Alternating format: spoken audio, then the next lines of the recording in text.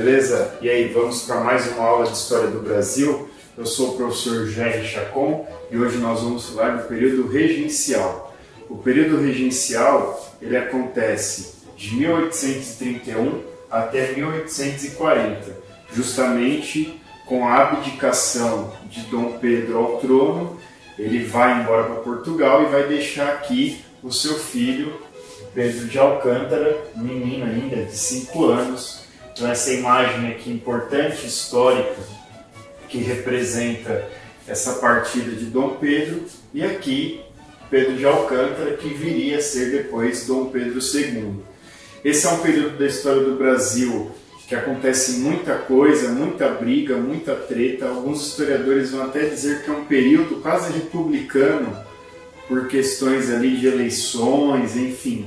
Então a gente vai entender esse movimento, entender os grupos políticos. Então, para isso, é importante, quando você vai estudar esse assunto, ficar ligado nesses pontos fundamentais.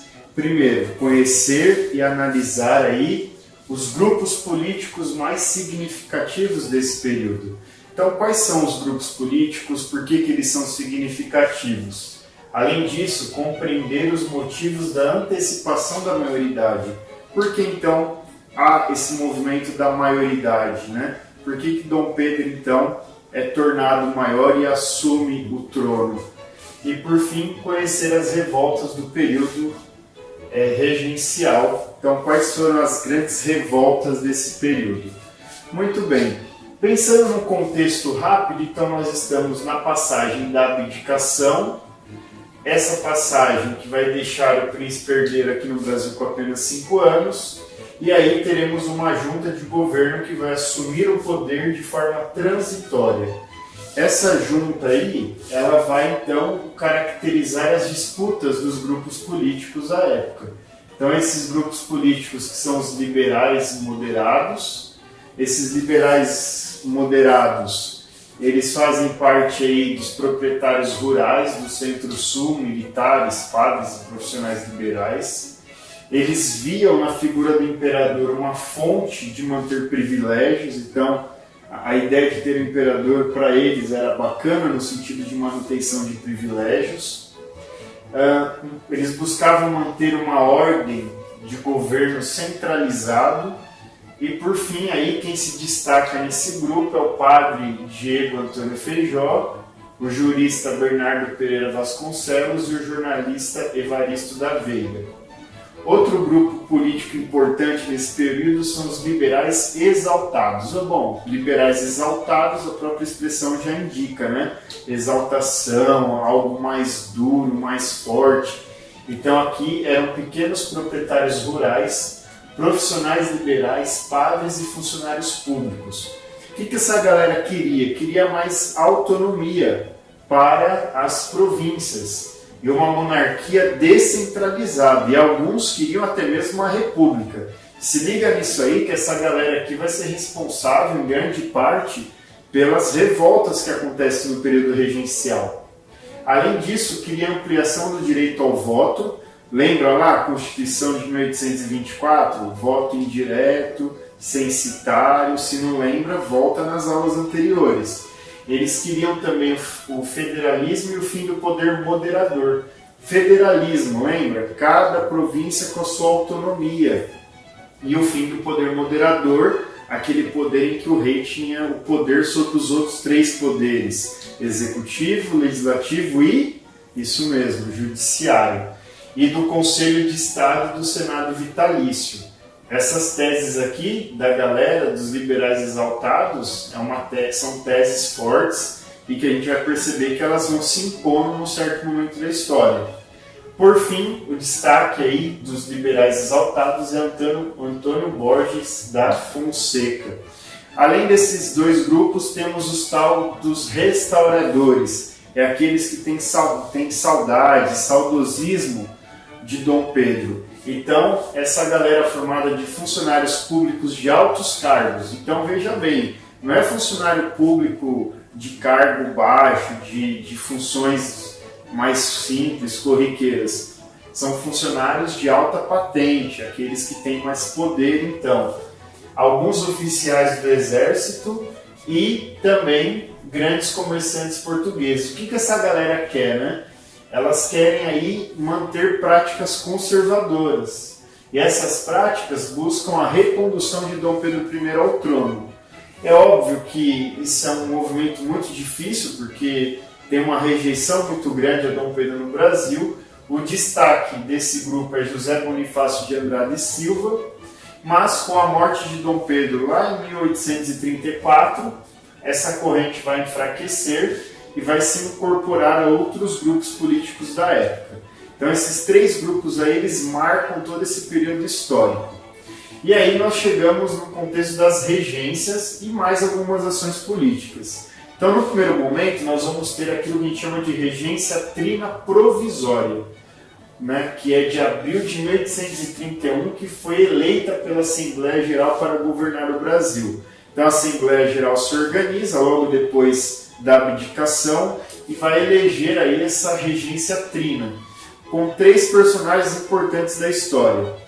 Francisco de Lima e Silva, que é esse senhorzinho bonito aqui, Nicolau Pereira de Campos Vergueiro e José Joaquim Carneiro de Campos. Então a regência trina, ela vai ser substituída pela regência trina permanente, em julho de 1831, por vontade dos moderados. Lembra o grupo político dos moderados?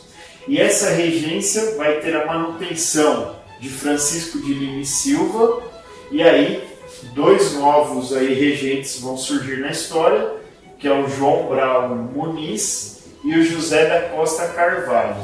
Então essa regência vai ter um papel importante aí nas transformações políticas do Brasil.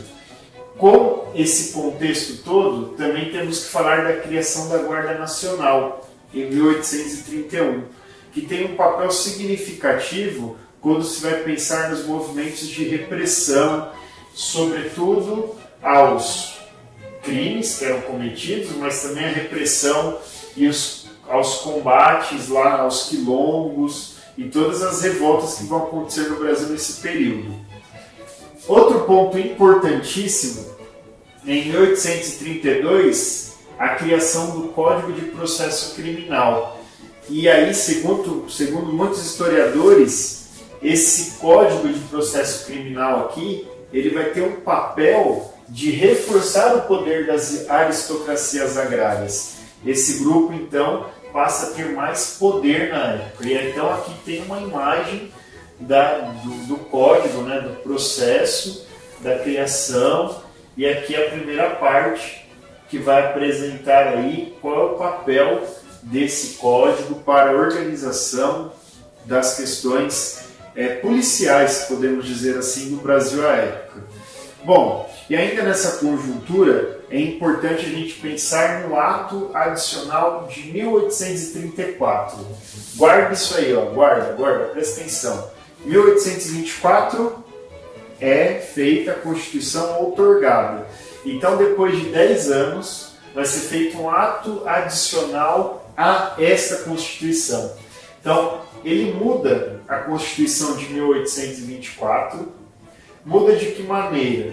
Trazendo conselhos provinciais, que antes eram fixos, agora vão virar assembleias legislativas, com o poder de criar leis, controlar impostos e os gastos locais, bem como nomear funcionários. Vai se extinguir aquele Conselho de Estado da época de Dom Pedro I, que era uma tese dos exaltados, lembra? Os exaltados queriam acabar com esse conselho e eles acabam com esse ato adicional. A regência una, com a eleição prevista a cada 4 anos, então a regência trina vai ser substituída por uma regência una com eleições previstas a cada 4 anos. A divisão dos moderados em progressistas, que são os descentralizadores, e regressistas, que vão aí fazer um movimento contra a autonomia das províncias. Para os exaltados, a autonomia das províncias era uma vitória.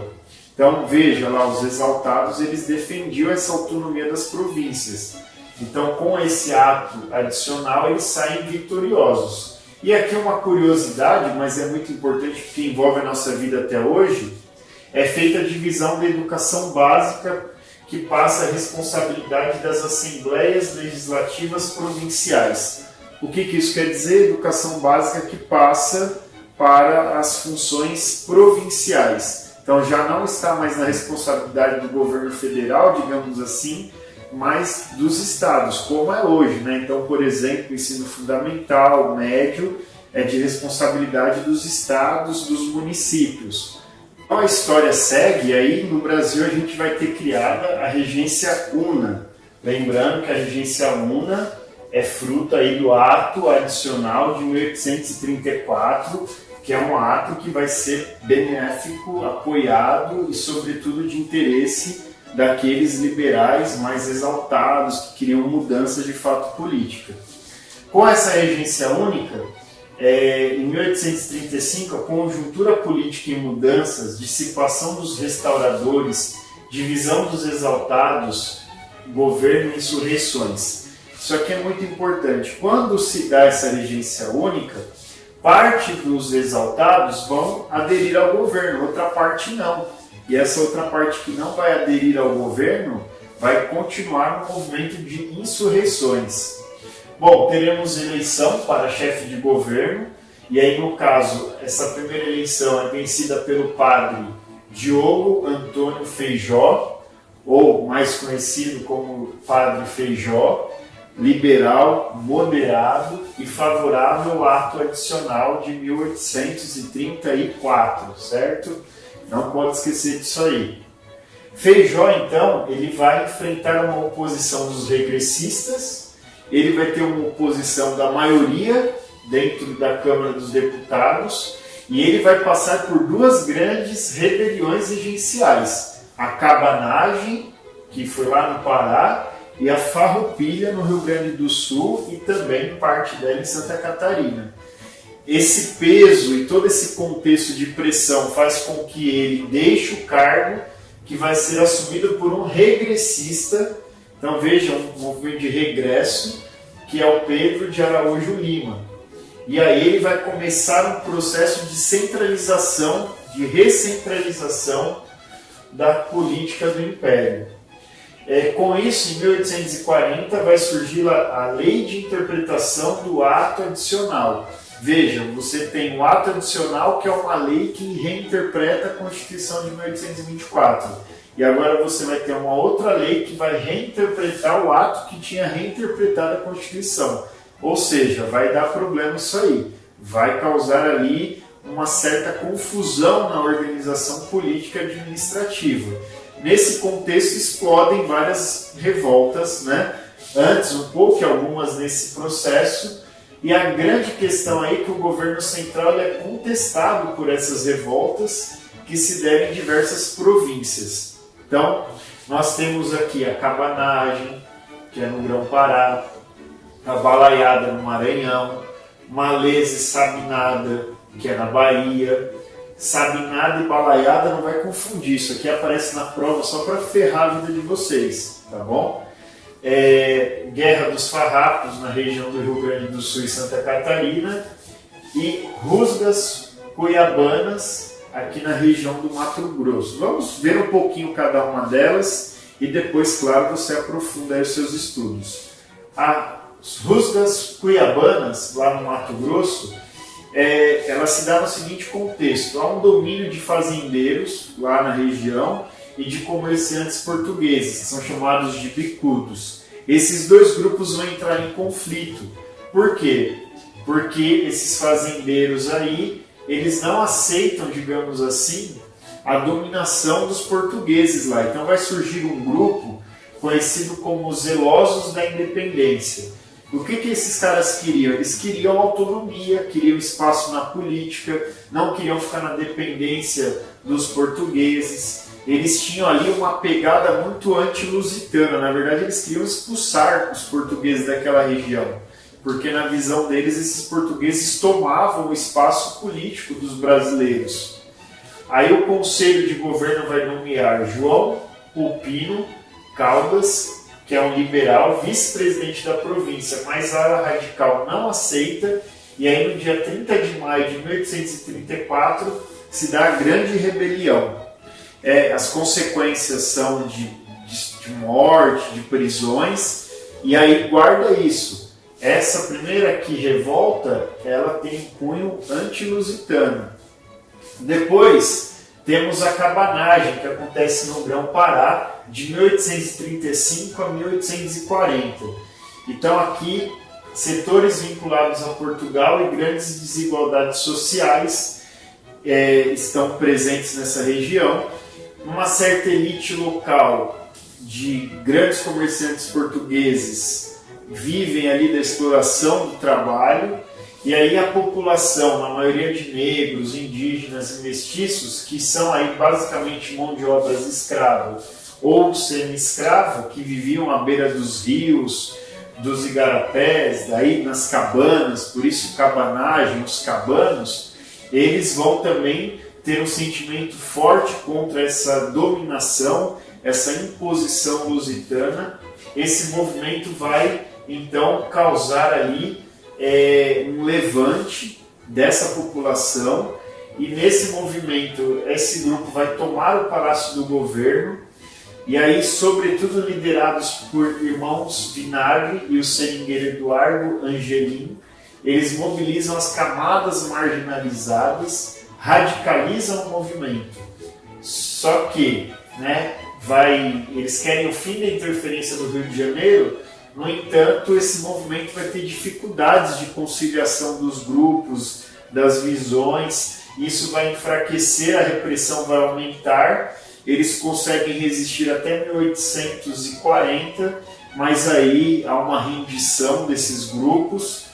E veja que foi algo tão forte que são mais de 30 mil pessoas mortas nessa rebelião. Então a cabanagem aí é algo importante, muito forte na história do Brasil. Então uma certa elite vai mobilizar essa população mais carente, vai ter todo esse movimento de resistência. No entanto, a pressão é muito forte do governo, e aí a ação dura do governo vai levar 30 mil pessoas à morte. Temos também aqui a revolta dos malês. Os malês estão lá em Salvador, 1835. Ela é organizada por escravos africanos.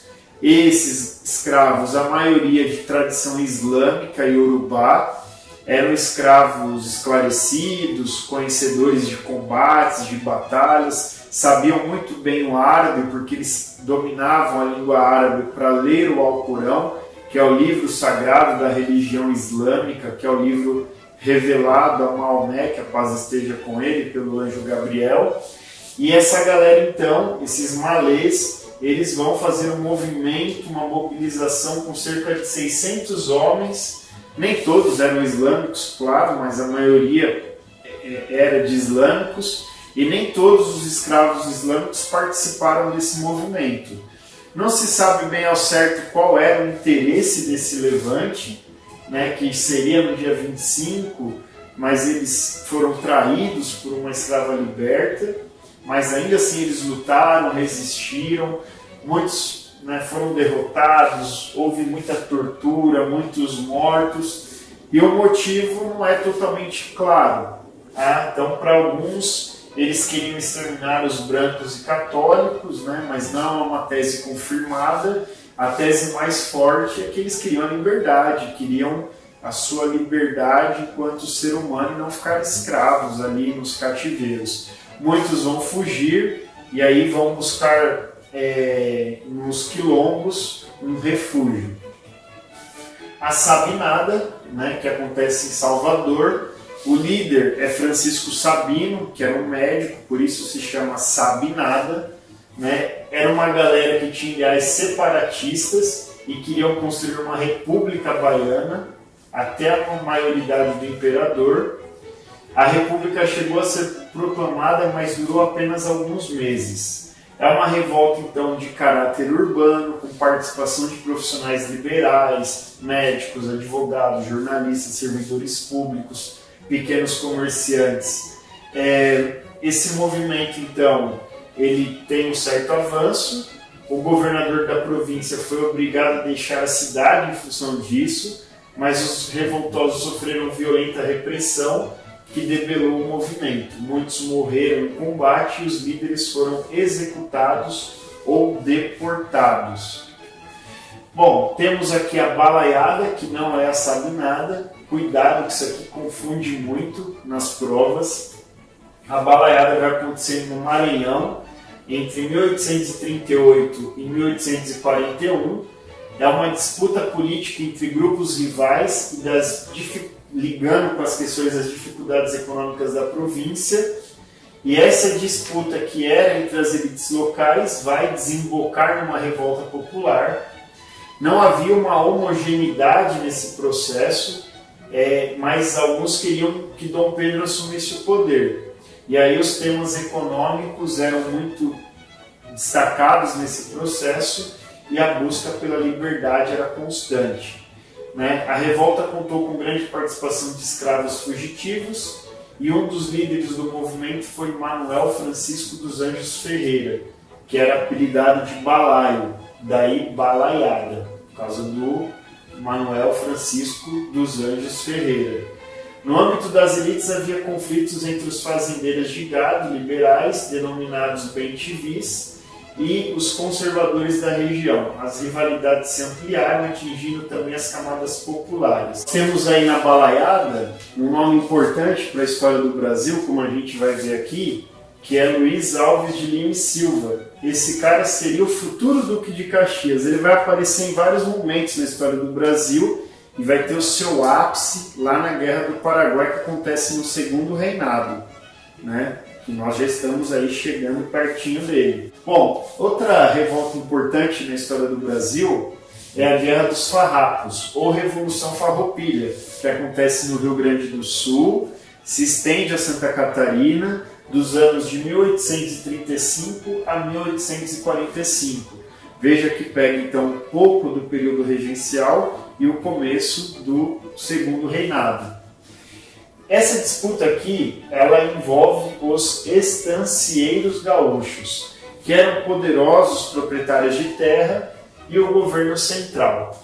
Qual que é a grande questão? Esses estancieiros estavam ali já meio que cansados, saturados, de saco cheio, de pagar altos impostos, e esses altos impostos sobre o charque, que é a espécie de uma carne lá de sol utilizada, e esse charque se tornava muito caro e favorecia a concorrência dos artigos argentinos e uruguaios. Então, em função disso, esse grupo vai se organizar, vai se colocar contra o governo gaúcho, reivindicando autonomia política, como, por exemplo, escolher o presidente da província lá deles. Tem início no dia 20 de setembro de 1835, com tropas comandadas por Bento Gonçalves da Silva. Quem já foi ao sul, a Bento Gonçalves, lá tomar um vinho, um suquinho de uva, comer um queijo, deve estar ligado no que eu estou falando aqui. E eles ocupam Porto Alegre e depõem o presidente da província. A regência, então, vai nomear outro presidente para a província, que é José Araújo Ribeiro, que vai enfrentar os rebeldes, mas não tem muita força, acaba sendo derrotado também pelos rebeldes. Em 1836, os farrapos sairiam vitoriosos nos campos de batalha em Seival e proclamam a República Rio-Grandense, ou República de Piratini. Então, veja, eles ganham uma batalha, proclamam uma república no Rio Grande do Sul. E aí, esse movimento, como eu já disse, vai ganhar força com Garibaldi e sua esposa Anita Garibaldi, que vão ocupar Santa Catarina, e lá eles vão proclamar a República Juliana, talvez, óbvio, porque foi em julho de 1839. Veja que interessante, muitos escravos vão aderir a esse movimento na esperança da libertação, mas isso não vai ocorrer. Com o processo do fim dessas revoltas, os escravos não são libertos, Pelo contrário, você vai ter um movimento aí que esse grupo vai sofrer uma derrota na mão do futuro Duque de Caxias, que foi nomeado presidente da província de São Pedro do Rio Grande do Sul. Ele vai derrotar os farrapos. Como? Ele vai adotar medidas de empecilhos para o comércio.